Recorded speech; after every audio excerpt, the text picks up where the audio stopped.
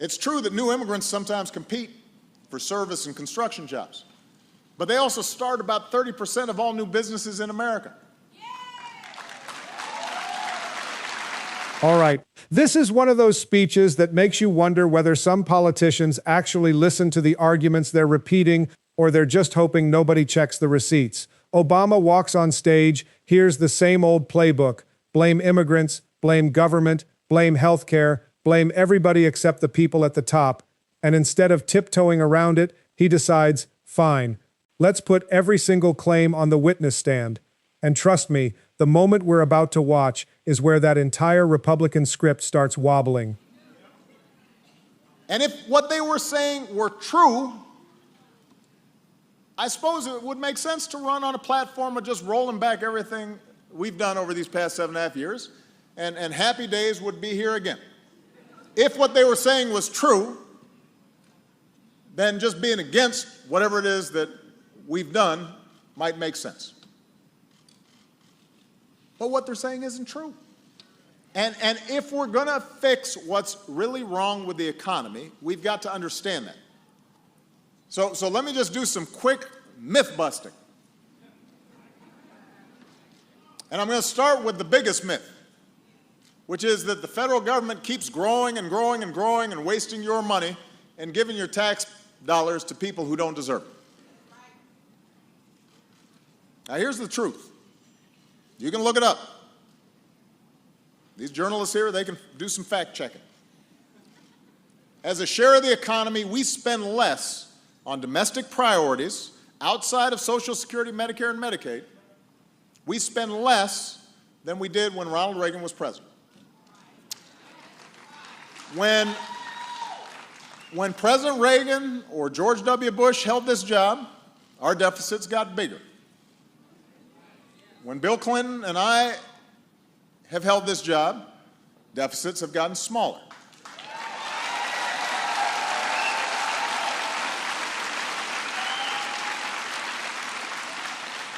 Our deficits have not grown these past 7.5 years. We've actually cut the deficit by almost 75%. Moreover, there are fewer families on welfare than in the 1990s. Funding has been frozen for 2 decades. So there's not a whole bunch of giveaways going on right now.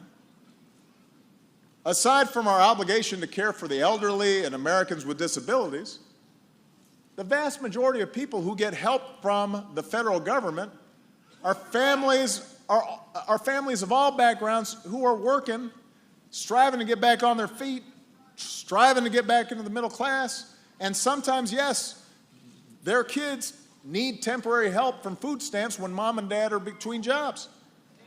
But look, these kids didn't cause the financial crisis. These kids aren't spending us into bankruptcy. They're not what's holding back the middle class. And by the way, neither is Obamacare. Let's look at the numbers. Again, I'm just giving facts here.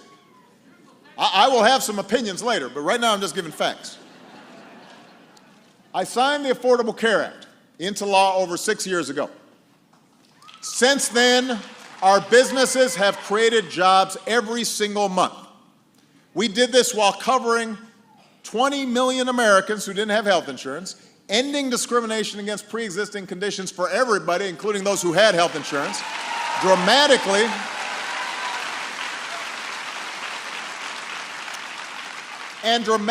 slowing the rate at which healthcare costs were going up. In the decade before Obamacare, employer-based premiums grew by an average of 8% a year. That meant you were paying that much more every year for health insurance. Last year, they grew by 4%, half as fast as they were growing.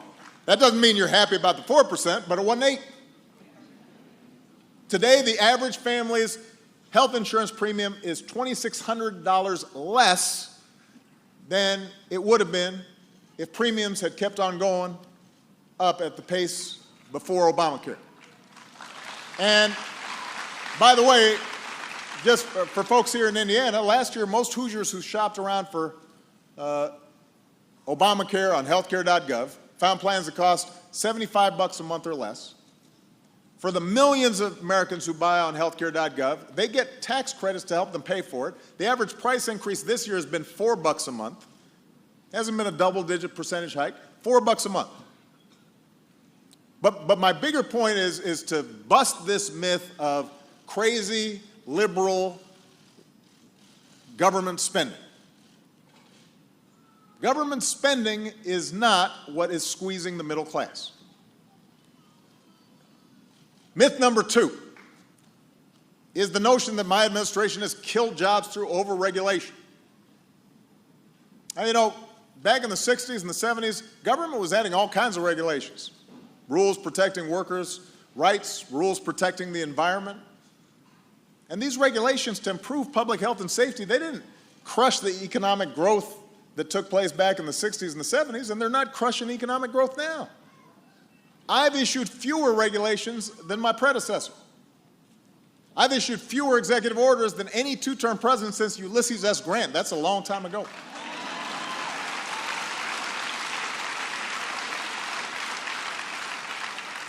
The regulations that we have issued, rules to protect our air and our water, rules to keep families from getting cheated when buying a house or investing their savings, those rules have benefited our economy a lot more than they've cost. They've helped families. They've helped the middle class. They haven't hurt them. Here's myth number 3. Other countries are killing us on trade. Now, it is true that a lot of supporters of trade deals in the past sometimes oversold all the good that it was going to do for the economy. The truth is the benefits of trade are usually widely spread. It's one of the reasons why you can buy that big flat screen TV for a couple $100, why the cost of a lot of basic necessities have gone down. Some parts of the economy, like the agricultural sector or the tech sector, have really done well with trade. Some sectors and communities have been hurt by foreign competition. And what's also true is sometimes the pain of a plant closing here in America is magnified when you know that other countries are cheating. They're keeping American goods out of their markets. They're unfairly subsidizing their businesses to undercut our businesses. And a lot of the worst violators, they don't even have trade deals with us at all. So here's what we've done. Over the past 7 years, we've brought more trade cases against other countries for cheating than anybody else. Every case that's been decided, America has won. That's what we've done, making sure that we got a level playing field. But the truth is, trade has helped our country a lot more than it's hurt us. Exports helped lead us out of the recession. Companies that export pay workers higher wages than folks who don't export. And anybody who says that somehow shutting ourselves off from trade is going to bring jobs back, they're just not telling the truth. In fact, most of the manufacturing jobs that we lost over the past decade, they weren't the result of trade deals. They were the result of technology and automation that lets businesses make more stuff with fewer workers. If you go into an auto plant these days, used to need several thousand workers. Now they need 1,000 workers to produce the same number of cars, just because they're robots and they're machines that have replaced a lot of the work. That's true in offices too, by the way. Think about bank tellers last time you dealt with one of those, because now you got ATM machines. So we can't put technology back in a box any more than we can cut ourselves off from the global supply chain. All the RVs that are manufactured right here, I guarantee you some of those parts came from someplace else, and then we sell them back to other parts of the world.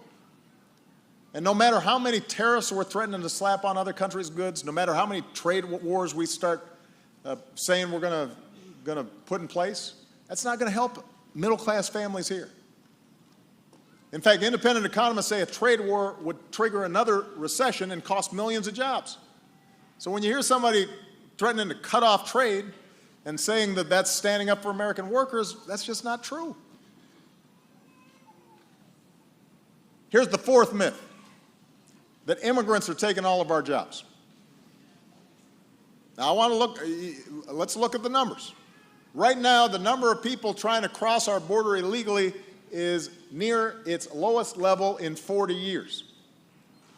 All right, did you catch what just happened there? Obama didn't pretend immigration is some magical solution where everybody wins. He actually admitted something Republicans rarely acknowledge when they describe his position. He said yes, new immigrants can compete for some construction and service jobs. Then comes the part that completely changes the conversation.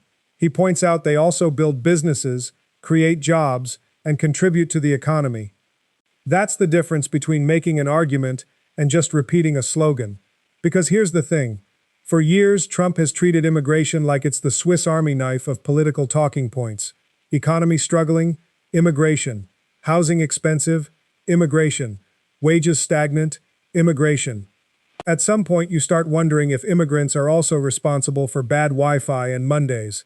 Meanwhile, Obama says, hold on, maybe the economy is actually more complicated than a campaign bumper sticker. And that's where this speech lands its punch. He doesn't stop at immigration. He goes after the idea that Obamacare destroyed jobs. He pushes back on the claim that regulations killed economic growth.